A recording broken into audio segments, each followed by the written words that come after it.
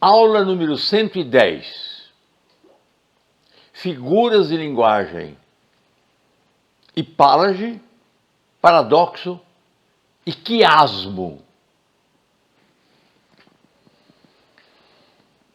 O acendedor de lampiões. Lá vem o acendedor de lampiões da rua. Este mesmo que vem infatigavelmente para odiar o sol e associar-se à lua quando a sombra da noite enegrece o poente. 1, 2, 3 lampiões acende e continua outros a acender imperturbavelmente à medida que a noite aos poucos se acentua e a palidez da lua apenas se pressente. Triste ironia atroz que o senso humano irrita. Ele que doira a noite, ilumina a cidade, talvez não tenha luz na choupana em que habita. Tanta gente também nos outros insinua crenças, religião, amor, felicidade, como este acendedor de lampiões da rua. Jorge de Lima.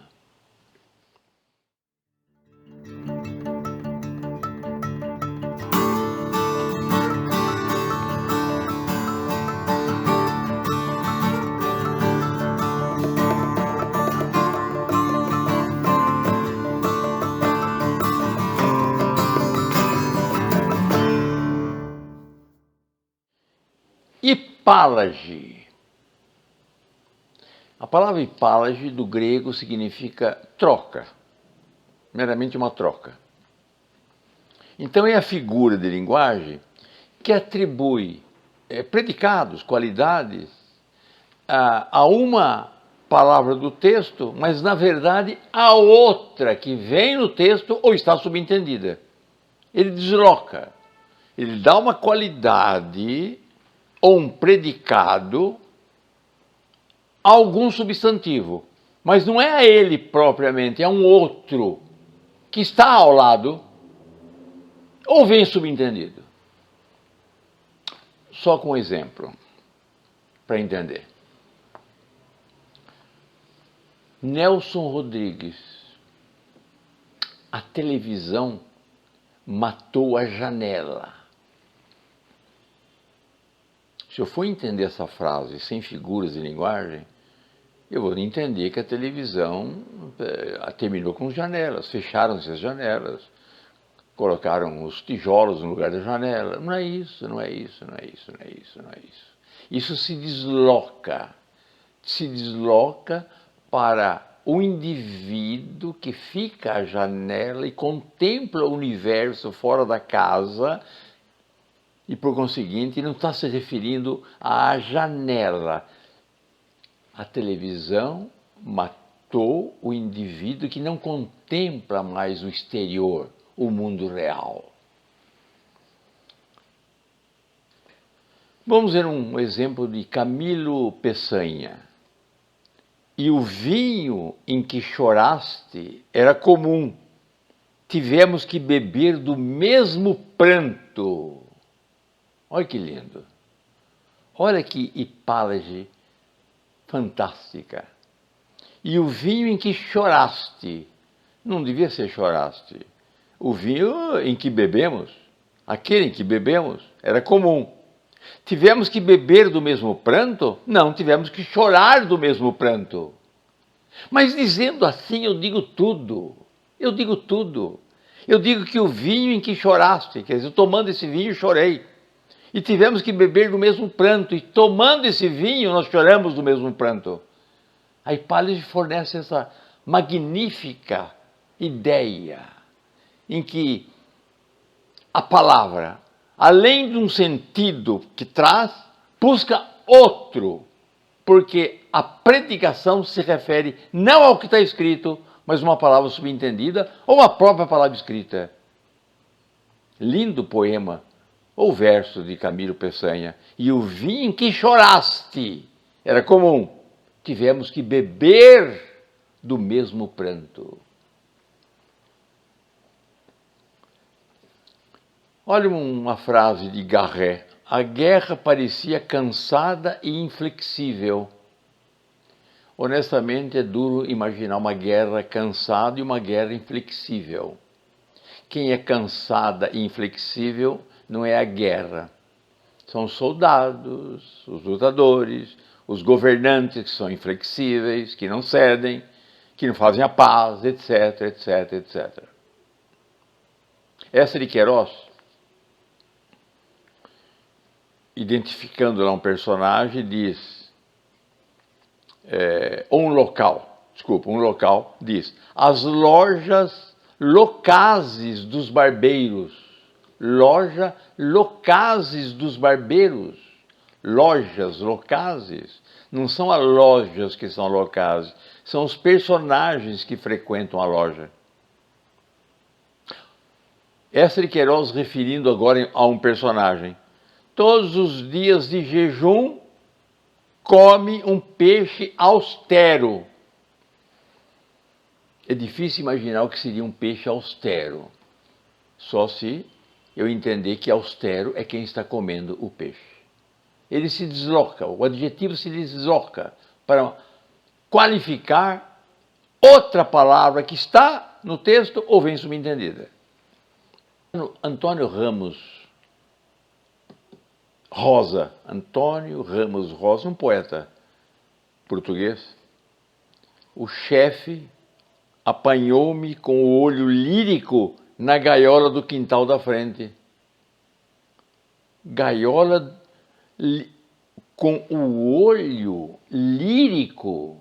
Com o olho lírico? Não. Seria que o chefe apanhou-me olhando para a gaiola do quintal de frente, só que naquele momento eu estava lírico.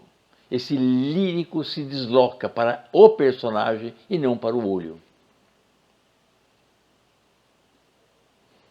Camões, Os Lusíadas, canto 3º, estrofe 113.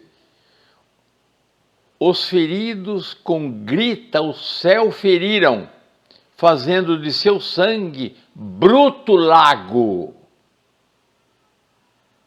É difícil imaginar o que seria um lago bruto, muito difícil. Quem é bruto são esses guerreiros, esses feridos, esses lutadores.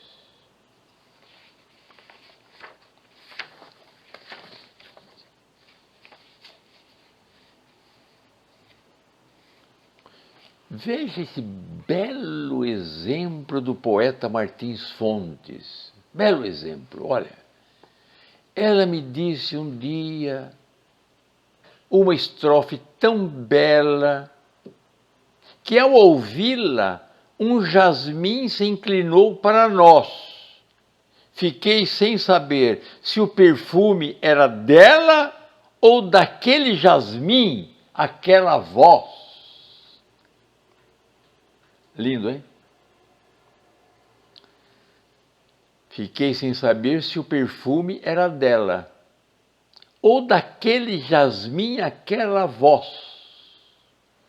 É evidente que a voz é dela e o perfume é de jasmim.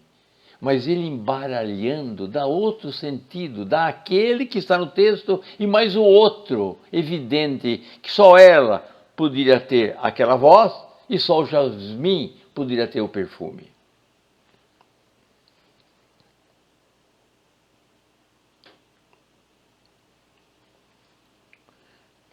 No Gonçalves Dias, quando o pai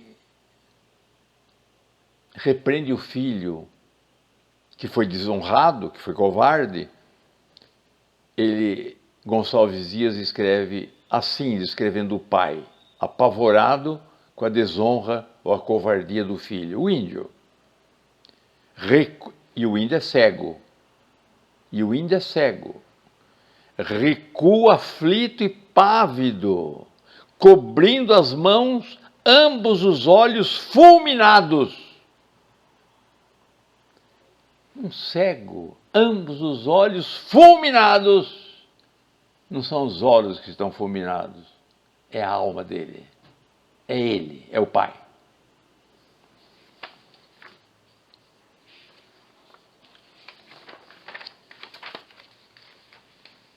Jorge de Lima. Vede, a química conta as moléculas, dita a mecânica as leis, tendo por base a inércia. A ciência sonha e o verso investiga. É o contrário. A ciência investiga e o verso sonha. Mas por que ele fez a hipálide, então? Porque eu tenho um sentido maior. Eu tenho um sentido maior. Eu sei que a ciência investiga. E eu sei que o verso sonha. Mas eu dizendo a ciência sonha, eu também sei que ela investiga. Ela sonha e investiga. E o verso investiga e sonha. Quer dizer, eu falo as duas coisas. Eu amplio o significado do texto. E ele é belo. Pode-se fazer hipálide na pintura. Van Gogh fez uma hipálide com a sua pintura, um par de sapato. É uma hipálide. Observa. Um par de sapato de Van Gogh. É evidente que ele não quer dar essa qualidade ao sapato, mas a quem usa esse sapato, ao trabalhador sufocado pelo trabalho, destruído pelo trabalho. Van Gogh fez uma hipálide. Paradoxo. Paradoxo é o uso do contrassenso ou da contradição, ainda que aparente. É um paradoxo.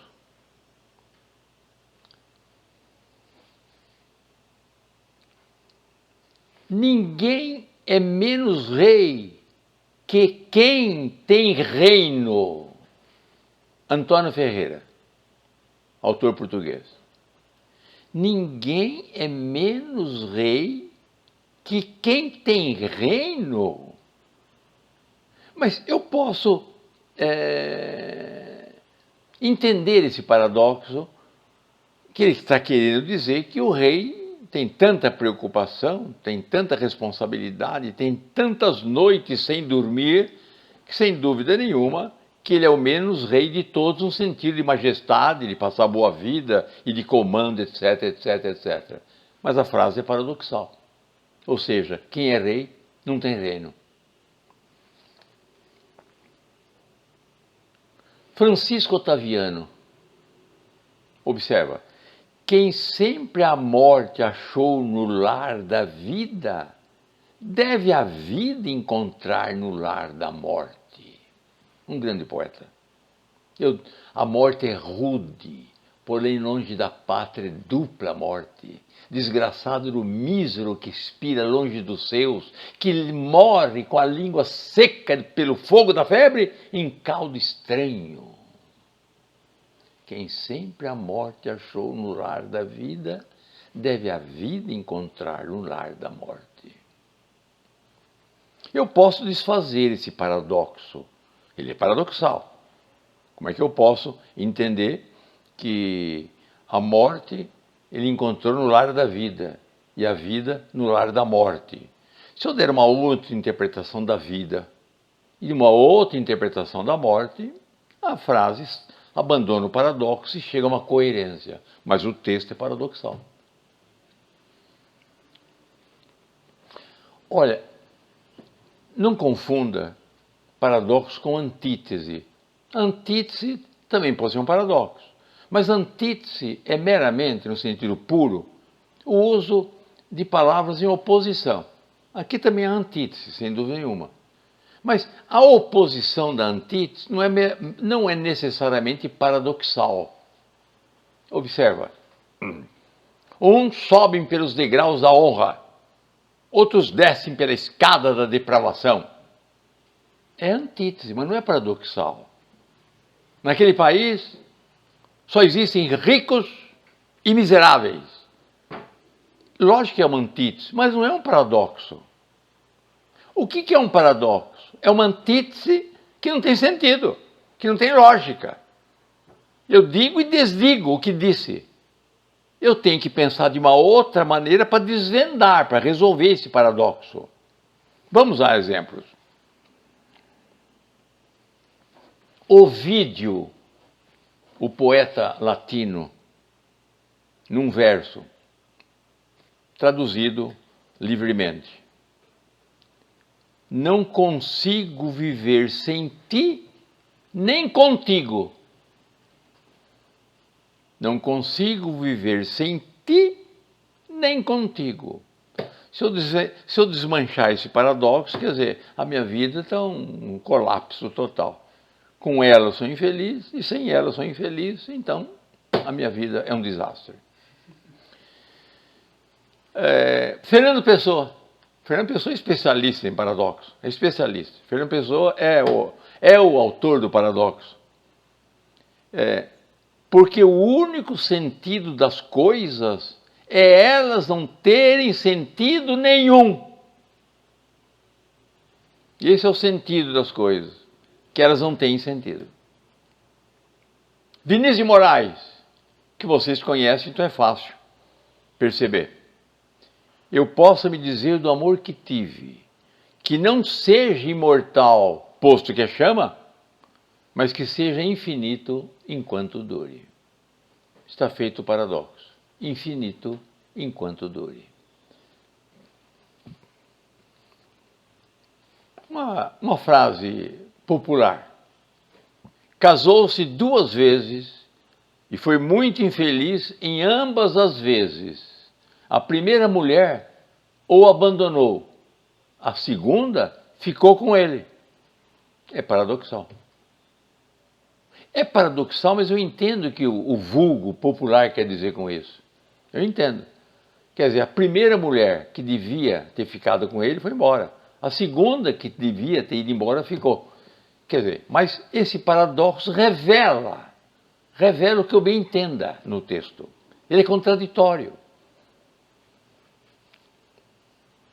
Há um determinado partido no Brasil que era acusado de não tomar decisão, e recebeu o seguinte comentário de um jornalista: o partido A desceu do muro, uma perna de cada lado. Paradoxal.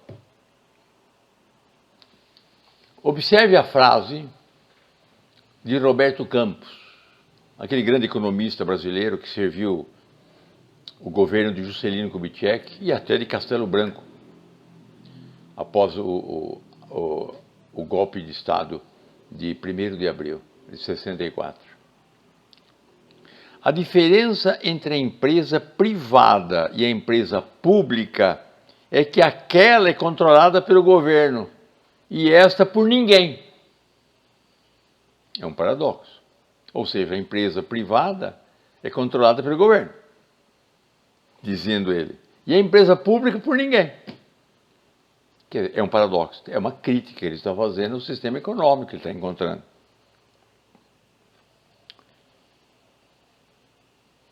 Até 35 anos você é muito jovem para fazer alguma coisa direito. Depois dos 35 anos já é muito velho.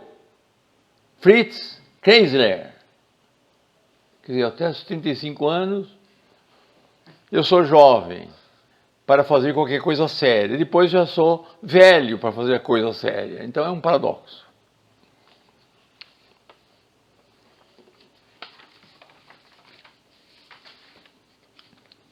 E o Alberto Caieiro, voltando em Fernando Pessoa, ele era um camponês que andava preso em liberdade, fazendo referência ao poeta português Verdi, poeta do realismo português. Georges Clemenceau, primeiro-ministro, França. Um traidor é um homem que deixou o nosso partido para filiar-se a outro. Um convertido é um homem que deixa o outro partido para filiar-se ao nosso. Paradoxal. Marcelo Machado nos diz essa frase muito bonita. A justiça tarda, mas não chega. É paradoxal porque esse mas sugere alguma coisa que possa acontecer contrariando tarda. Senão não precisa do mas. Se eu colocasse uma conjunção aditiva, a justiça tarda e não chega, tudo bem, até aí não existiria paradoxo. Agora, dizendo a justiça tarda, mas não chega, esperaria que fosse a justiça tarda, mas chega, mas aparece. É paradoxal o texto.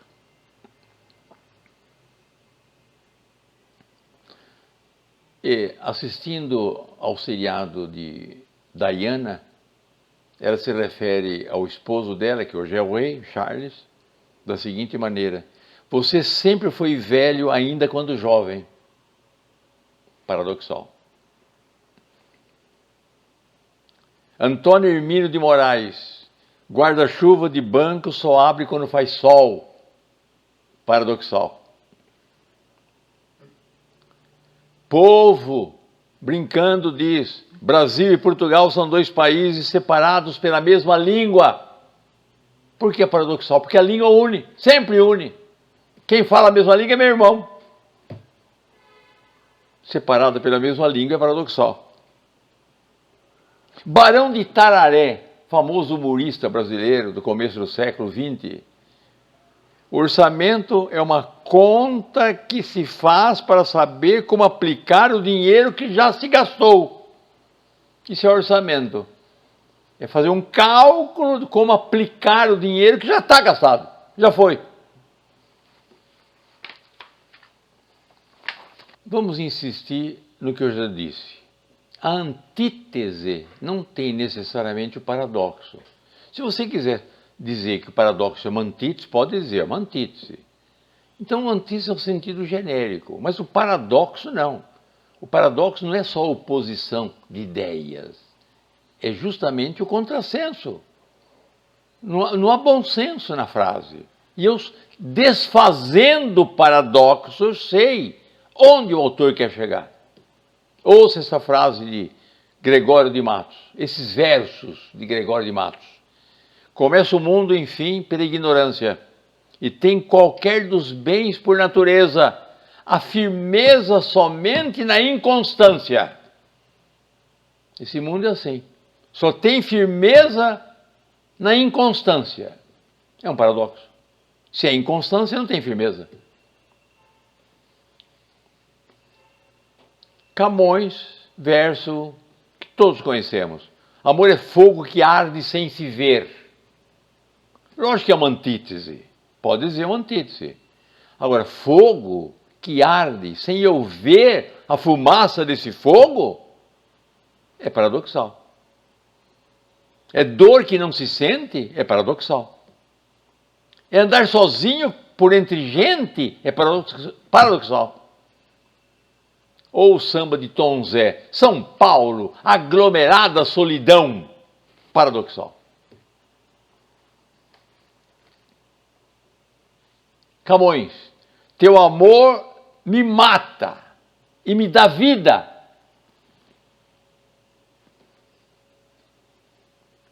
Fernando Pessoa, especialista em paradoxo. Há metafísica bastante em não pensar em nada. A palavra metafísica já está escrita, que é além da física. É toda a sabedoria, todo o pensamento além da física, além da ciência. Puxa, e como é que é possível metafísica bastante, repleta de metafísica, e nem pensar em nada? Machado de Assis, talvez, baseado naquela frase de Ovídio, escreveu em seus contos, ele não podia deixá-la nem suportá-la. Quer dizer, ele não podia deixá-la nem suportá-la. É o indivíduo que não deixa a mulher, não podia fazer isso, e também não podia suportá-la. Ainda Machado de Assis, tendes a volúpia suprema suprema da vaidade, que é a vaidade da modéstia. Quer dizer, o indivíduo tinha a vaidade da modéstia, que é um contrassenso. Quem é vaidoso não é modesto. A modéstia é justamente a ausência total da vaidade. Mas o indivíduo era vaidoso da modéstia que tinha. Eu sou tão modesto que sou vaidoso dessa modéstia minha.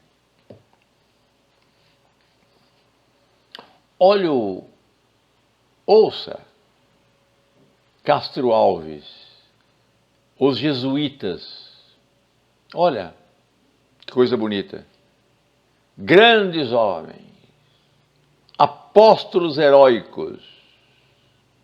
Eles diziam mais do que os estoicos: dor, tu és um prazer, grelha, és um leito, brasa, és uma gema, cravo, és um cetro, chama, um diadema, ó morte, és o viver. Só Castro Alves para isso. Só Castro Alves. Sobre os jesuítas, apóstolos heróicos, eles diziam mais do que os estoicos que suportam calmamente a adversidade, né? A dor, o sofrimento, que tende a suportar o sofrimento estoico. Os jesuítas: dor, tu és um prazer. Grelha, és um leito. Onde há fogo há um leito. A brasa é uma gema. O cravo, aquele cravo que prega na cruz, és um cetro. Cetro é um bastão de comando que o coronel, o general ou o rei toma nas mãos para o comando. Chama um diadema, pedras preciosas. Ó morte, és o viver. Enfim, o paradoxo revelado, ele não há coerência alguma quando ele se revela, quando se busca a mensagem que o autor quer passar. Quando a princesa disse ao marido: você sempre foi velho ainda quando jovem, é evidente que eu revelo isso da seguinte maneira: esse velho tem um outro sentido. Tem um outro sentido. Então não é velho na idade.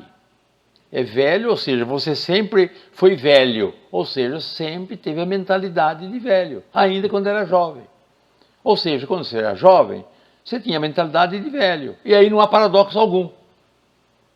Sempre o paradoxo passa uma mensagem. Você desdobrando o paradoxo, tudo é coerente. E a mensagem chega tranquila. Quiasmo, figura de linguagem chamada quiasmo. É a repetição simétrica, cruzando as palavras de maneira da letra X. Aliás, a palavra quiasmo em grego significa X. Então eu cruzo as palavras num X. Ela corava e gemia. Gemia eu e corava. Juvenal Galeno. Olha, imagina um traço de gemia de em cima para baixo, gemia. Imagina corava, um traço até corava. É um X. Às vezes até a palavra, o quiasmo é usado para um trocadilho, etc. Mas o quiasmo é usar, é uma repetição simétrica, cruzando as palavras.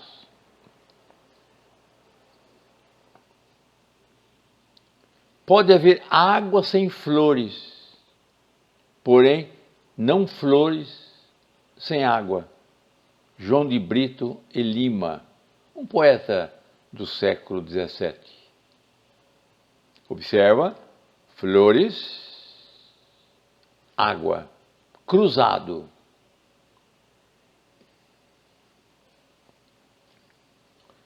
Vamos ver um 3 versinhos do padre André de Figueiredo Mascarenhas.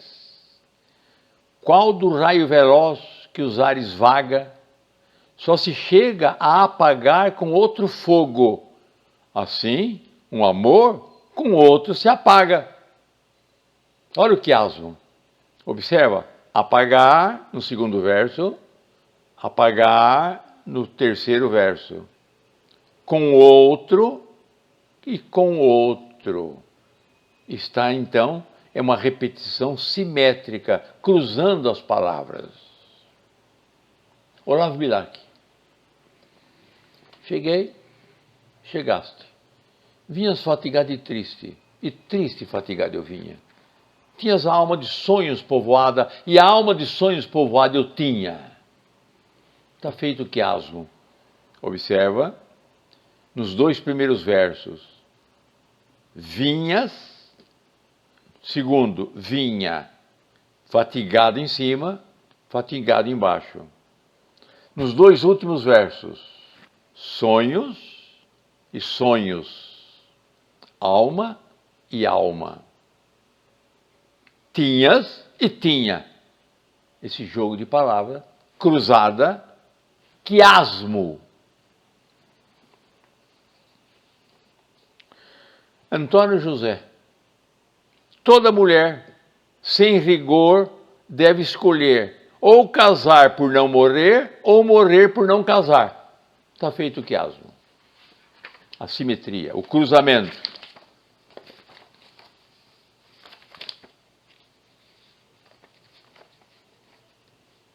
Alceu Vamosi, poeta do Rio Grande do Sul, morreu moço.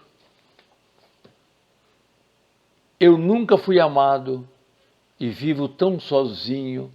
Vives sozinha sempre e nunca foste amada. Olha o cruzamento aí. Olha o cruzamento. Amado em cima, amada embaixo. Vivo em cima, vives embaixo. Sozinho em cima, sozinho embaixo. Nunca em cima, nunca embaixo. A isso nós damos o nome de quiasmo. As figuras de linguagem mais importantes foram dadas nessas aulas, desde a aula 101 até a 110. Eu consegui pesquisar quais as figuras de linguagem costumeiramente caem nos vestibulares, vários vestibulares do país, não só no Enem, não só na FUVEST, mas nas grandes universidades de São Paulo, do interior, particulares mesmo, e percebi então que essas figuras de linguagem, elas podem sempre serem solucionadas, ou pedidas, perdão, no vestibular. Em concurso, ou então até para você redigir melhor, também praticar uma figura de linguagem, aprimorar sua redação. Ela é muito útil, a figura. E, finalmente, para entender o texto, para entender o que está escrito. Às vezes, o poeta e, às vezes, grande escritor não fala tão claramente. Ele pratica esse jogo de palavras que nós vimos e para trazer um significado ao texto. Já que é muito útil para a sua vida particular e para a nossa vida particular, as figuras de linguagem, dando-nos instrumento para uma boa redação, permitindo interpretar um texto com mais facilidade, respondendo às perguntas de vestibular. Eu peço então que se inscrevam no meu canal. Continuaremos a ministrar aulas de língua portuguesa.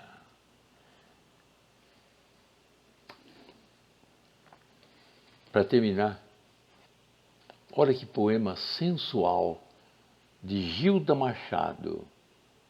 É uma poetisa que viveu a primeira metade do século XX, viveu intensamente a primeira metade do século XX no Brasil. Foi muito criticada pelos versos sensuais. Na época, então, achavam que os versos eram muito exagerados, ousados. Mas foi uma grande poetisa. Ela era de família de arte, o esposo era artista e poeta, filha de músicos, o pai e a mãe. Nasceu numa casa de arte, no Rio de Janeiro, em 1893, e viveu praticamente a metade do século XX com muita intensidade. Noturnos. Vamos ver se a poesia de Gilda Machado é muito ousada. Vamos ver. Noturnos. É noite. Paira no ar uma etérea magia. Nenhuma asa transpõe o espaço ermo e calado. E no tear da amplidão, a lua do alto fia véus luminosos para o universal noivado. Suponho ser a treva uma alcova sombria, onde tudo repousa unido, acasalado. A lua tece borda e para a terra envia finos fluidos filós que a envolvem lado a lado. Uma brisa sutil, úmida, fria, laça, erra de quando em quando. É uma noite de bodas. Esta noite há por tudo um sensual arrepio. Sinto pelos no vento. É a volúpia que passa, flexuosa, a se roçar por sobre as casas todas, como uma gata errando em seu eterno cio. A minha pátria é a língua portuguesa.